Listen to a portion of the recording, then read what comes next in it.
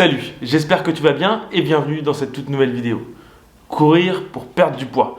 Tu as certainement déjà entendu parler de ça. Mais alors concrètement, dans cette vidéo, je vais te montrer étape par étape comment faire, quelles sont les étapes, les pièges à éviter et surtout, si réellement c'est la meilleure chose à faire pour toi. Commençons. Alors premièrement, il faut savoir que courir ne va pas te faire devenir une allumette. Pourquoi je dis ça? Parce qu'il y a un grand mythe, c'est principalement dans le milieu du fitness et de la musculation, qui dit que les gens qui courent ont tendance à devenir très fins. C'est totalement faux. Un sprinter en course à pied va aussi avoir une carrure plutôt imposante, contrairement à un marathonien où là, on va avoir une efficience au niveau musculaire qui va les rendre en effet plus fins. Bref, parenthèse terminée. Aujourd'hui, ce qu'on pense savoir, c'est que courir, ça fait... Alors, il y a deux visions. Soit courir, c'est la solution pour perdre du poids, soit courir n'est pas la solution pour perdre du poids. Ces deux mythes, ils viennent de deux endroits différents.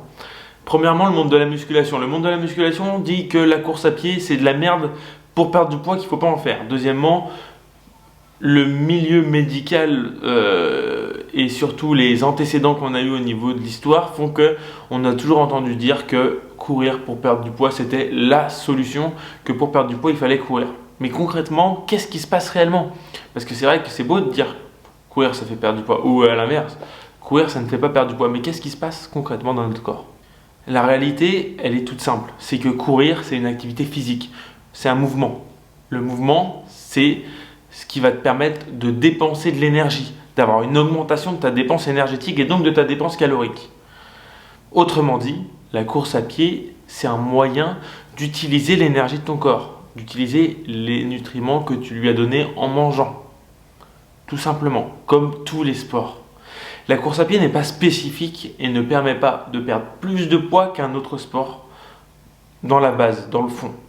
C'est-à-dire que si jamais tu brûles 500 calories en faisant de la course à pied ou en faisant du vélo, tu auras brûlé 500 calories pareil, ou en faisant de la musculation, etc. De plus, le cardio, ça te permet d'avoir une bonne santé, parce que le cœur, c'est quand même primordial chez l'espèce humaine. Enfin, je dis ça, je dis rien. En plus, il y a une chose qui est vraie, c'est que courir, ça va te muscler. Si aujourd'hui, tu n'as pas de base musculaire spécifiquement, courir va renforcer tes muscles. Alors, bien évidemment, c'est pas grâce à ça que tu vas développer un physique musclé, entre guillemets, type musculation, crossfit, etc. Mais par contre, ça va tonifier tes muscles. C'est un sport, c'est du travail. Demande à un bodybuilder d'aller courir, il va se rendre compte que son corps n'est pas adapté à ça. Donc si jamais tu souhaites perdre du poids, la course à pied peut être une solution. Ce n'est pas la seule solution, ce n'est peut-être pas la meilleure solution pour toi. Pourquoi, ça j'y reviendrai juste après. Mais c'est une solution viable, très viable, aussi viable que le vélo, que la musculation, etc.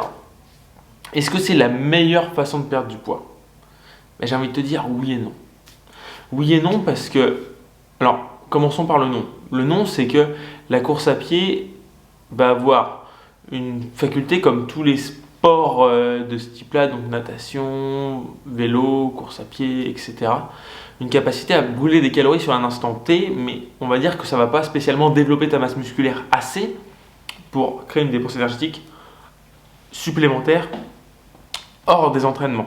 C'est-à-dire qu'une fois que tu as récupéré, ton corps ne brûle pas plus de calories. Ou c'est très léger, mais par rapport à la musculation qui, là, va développer vraiment la masse, le volume musculaire de ton corps et donc va augmenter ta dépense calorique. Par contre, il faut savoir qu'une heure de course à pied ne vaut pas une heure de musculation en dépense énergétique. Donc voilà, c'est-à-dire que la musculation à long terme, si tu deviens vraiment musclé et que c'est ton objectif, va te permettre de dépenser plus de calories. Par contre, pourquoi la course à pied est-elle le meilleur sport pour perdre du poids? Peut-être. Tout simplement parce que si tu n'aimes pas la musculation et que tu adores courir, je peux te garantir qu'en allant à la salle, tu ne progresseras pas. Tu ne te feras pas plaisir et il ne va rien se passer du tout. S'il ne se passe rien, si tu vas à la salle de sport, comme sincèrement 50% des personnes, et que tu vas à la salle de sport et que tu fous rien, que tu parles avec des gens, etc. Bon, les salles de sport sont fermées, je sais, mais ça peut être chez toi ou ça peut être quand elles vont réouvrir parce que ça arrivera un jour. Eh bien, il faut mieux que tu ailles courir parce que si tu aimes courir, là tu vas te défoncer, tu vas profiter, tu vas aimer. Et le process, c'est ça qui va te permettre à long terme de continuer. Ce qui compte, c'est pas de trouver le sport qui te fait perdre du poids, mais de trouver enfin qui brûle le plus de calories, parce qu'on me demande souvent, mais c'est quoi le meilleur sport pour brûler des calories? Quel est le sport qui va me permettre de perdre du poids vite? Ça n'existe pas, point à la ligne. Par contre, il faut du mouvement. Le mouvement, c'est la vie. Le mouvement, c'est hyper important et c'est ce qui va réellement te permettre d'avoir une bonne santé et de perdre du poids à long terme, parce que oui, l'alimentation va être le facteur numéro 1, mais en numéro 2, c'est le mouvement. C'est ce que tu fais les 99% du temps restant. Les 1%, c'est le moment où tu manges. Oui, ça fait pas 1%. Et alors? Maintenant que tu as compris que il n'y a pas de sport miracle, mais que la course à pied peut être super cool si jamais tu commences à aimer ça, ou si jamais tu aimes ça, ou si jamais tu veux te fixer un objectif, parce qu'il y a pas mal de monde, l'air de rien, qui se mettent au triathlon, j'en fais partie, ou encore des gens qui veulent se fixer un objectif de faire un semi-marathon un jour, un marathon, un 10 km, un chrono, etc. Là, ça peut être intéressant. Mais alors comment on fait pour bien débuter la course à pied et pour que ça soit utile, efficace et efficient dans ta perte de poids, parce que toutes les courses à pied, entre guillemets, ne se valent pas. Alors, pourquoi ça ne se vaut pas? Numéro 1, la problématique de la course à pied, c'est les blessures. Alors la vraie question, c'est pourquoi les gens se blessent? Parce que les études montrent très clairement que la course à pied, c'est très bon pour la santé. D'un point de vue musculaire, osseux. Alors pourquoi est-ce que tu te blesses? Et tendineux, etc. En fait, si tu veux, le problème de la problématique de la blessure, c'est que souvent quand on court avec notre ego. J'ai fait la même, j'ai fait exactement pareil. C'est-à-dire qu'on va courir, on va se dire putain, je peux faire 5 km. Tu vas faire tes 5 km, mais tu vas finir dans un état, mon gars, ça va être une catastrophe. Tu vas finir plié en 4, transpirant comme je sais pas quoi, en train de suffoquer. Et en fait, ce qui se passe, c'est que tu donnes trop. Tu donnes trop, donc tu forces trop. Et en fait, ton corps, il n'est pas capable d'encaisser des volumes ou des charges d'intensité aussi fortes. Ce qui se passe à ce moment-là, c'est qu'au bout d'un moment, il casse. Lui il se dit oh putain mon gars, je ne peux pas faire ça, je ne suis pas capable. Et la problématique, c'est qu'en course à pied, c'est dur de rester dans sa zone de confort, de courir à faible allure, parce que t'avances à rien, il y a le jugement des autres, l'air de rien, t'as l'impression qu'on te regarde et qu'on se fout de ta gueule, il y a plein de facteurs qui peuvent rentrer en jeu. Alors, si t'es pas concerné par ça, et que tu arrives à faire abstraction de ça, ou que tu arrives à travailler dessus, comment bien débuter la course à pied? C'est en commençant tout doucement. Commence par courir lentement. Étape par étape, on va aller même alterner de la course à pied et de la marche. Moi, c'est ce que je propose très souvent dans mes accompagnements et dans mes coachings pour les gens qui débutent. C'est de faire par exemple 200 mètres de course à pied, 200 mètres de marche, 200 mètres de course à pied, 200 mètres de marche. L'objectif, c'est de maintenir un rythme cardiaque qui va être le plus bas possible pour tout simplement lancer les adaptations de ton corps. Une fois que tu commences à courir, ton corps il commence à comprendre ce qui se passe.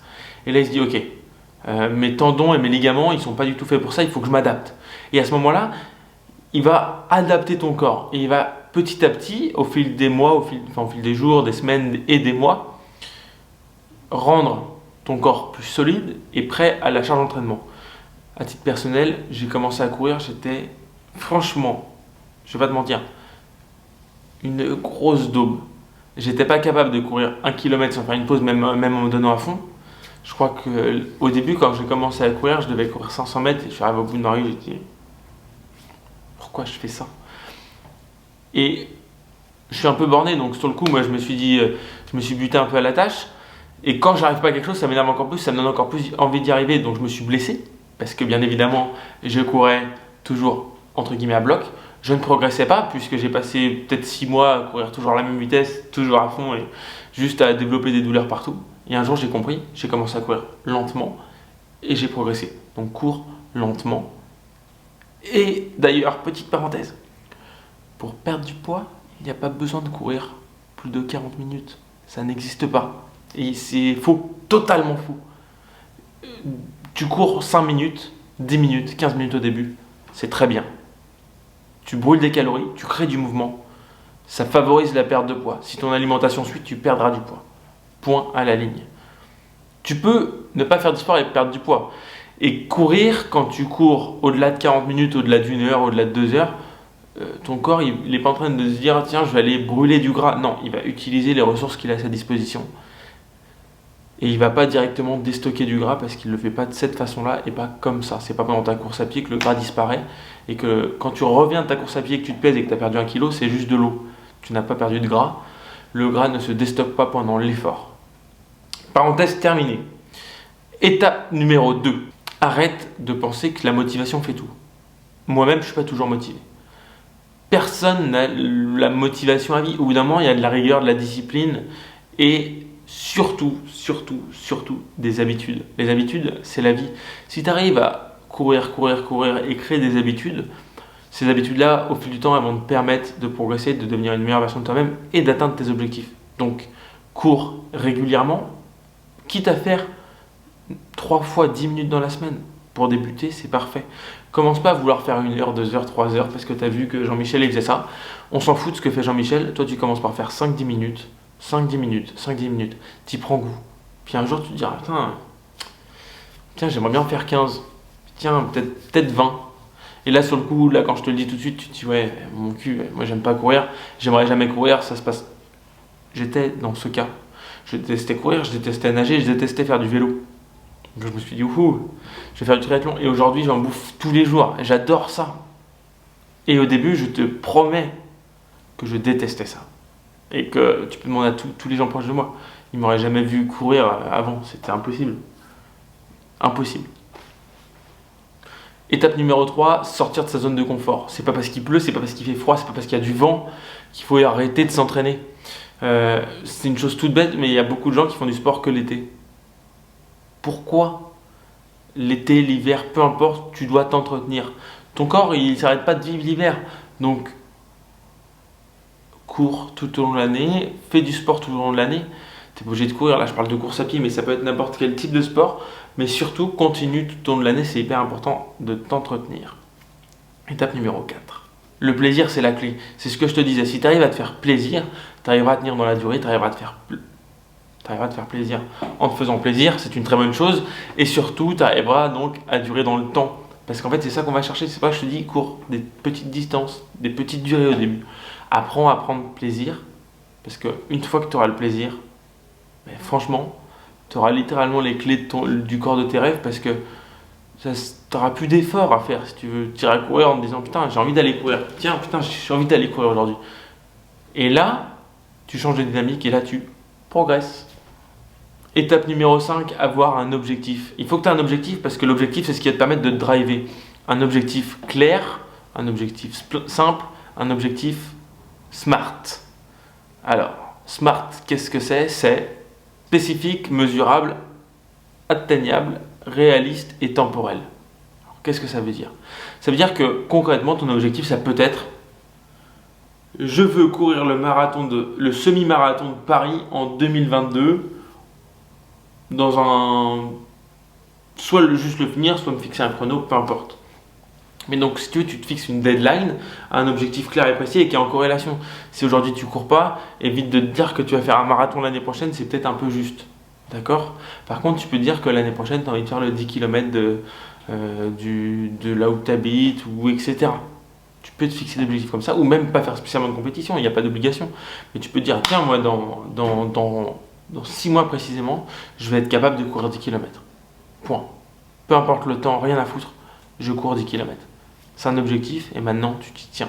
Avoir cet objectif, ça va te permettre aussi d'être plus discipliné, de mieux te tenir à ta routine et de créer tes habitudes et donc de progresser, de perdre du poids, d'atteindre tes objectifs parce qu'une fois que tu commences à atteindre tes objectifs, tu commences à prendre goût à ça, tu as la réussite qui arrive et tu rentres dans un cercle vertueux et là tout devient extraordinairement cool. Et dernière étape, l'étape numéro 6, qui est un peu étape bonus, c'est le renforcement musculaire. Alors, c'est quoi le rapport? Le rapport, c'est que le renforcement musculaire, il va te permettre de dessiner ton corps, d'avoir peut-être un physique qui va te plaire un peu plus, et aussi de progresser en course à pied et de limiter le risque de blessure. Donc si jamais tu veux vraiment t'investir là-dedans, fais un peu de renforcement musculaire, 1 à 2 fois par semaine, pas des trucs très longs non plus. 15-20 minutes pour commencer, c'est très bien. Très très bien. Et j'ai envie de te dire quelque chose. Le mec qui se lève le matin, qui fait 5 pompes, ou le mec qui se lève le matin et qui fait rien, qui va être le plus avancé au bout du chemin? Celui qui a fait ses 5 pompes le matin. Et pourtant, il en a fait que 5. Ça lui a pris quoi? 1 minute. Mais le mec, il est fait. Il est fait et en attendant, il progresse. C'est ça que tu dois retenir. D'ailleurs, petite anecdote, si jamais tu souhaites aussi te développer toi pendant que tu cours, tu peux écouter des podcasts, de la musique, des trucs cool, des trucs qui vont te permettre soit de progresser toi, ton mindset, soit tout simplement de passer un moment plus agréable. Moi j'écoute beaucoup de podcasts depuis que je cours. Je sais pas combien d'heures de podcasts j'ai écouté depuis que je cours, mais j'en écoute énormément. Je suis abonné à 20 podcasts, enfin bref. Tu pourras me dire en commentaire si jamais ça te tente que je te fasse que je te mette en lien avec les podcasts que j'écoute. Bref, ce que tu dois concrètement retenir de cette vidéo. Courir n'est pas la solution pour mincir, mais ça en fait partie. C'est une des solutions que tu as à ta disposition. Concrètement, la meilleure solution pour mincir en termes de mouvement de sport, c'est un sport qui te plaît, un sport qui te convient. Encore une fois, je te le répète, et le mouvement, c'est la vie. Il faut bien comprendre qu'il n'y a pas de solution miracle, il n'y a pas un sport ou une technique qui va te permettre de perdre du poids très rapidement, mais encore une fois, que ça, c'est des astuces qui peuvent t'aider très concrètement dans ta vie de tous les jours pour perdre du poids. Après, si jamais toi tu préfères faire du curling, fais du curling. On n'en a rien à foutre du sport que tu fais tant que tu fais du mouvement. Bref, je me répète, mais c'est vraiment, pour moi, c'est tout le sens de cette vidéo, c'est vraiment te montrer qu'il n'y a pas de sport idéal pour perdre du poids, pour atteindre ses objectifs. Par contre, le seul sport qu'il faut, c'est celui qui te plaît, encore une fois. Et peu importe le sport que tu fais, ce qui compte vraiment, c'est le plaisir que tu vas en avoir, en pouvoir en ressortir, parce que c'est ça en fait qui va t'amener petit à petit vers tes objectifs. En fait, ce qu'il faut que tu retiennes, c'est qu'il vaut mieux progresser de 1% chaque jour que de faire plus 100% en un mois et de rien foutre les 11 mois les 11 mois qui suivent. Pourquoi? Parce que le mec qui progresse de 1% chaque jour, à la fin de l'année, il a fait plus 367%. Et 1% chaque jour, c'est atteignable. C'est quoi? Va courir 5 minutes. À bientôt.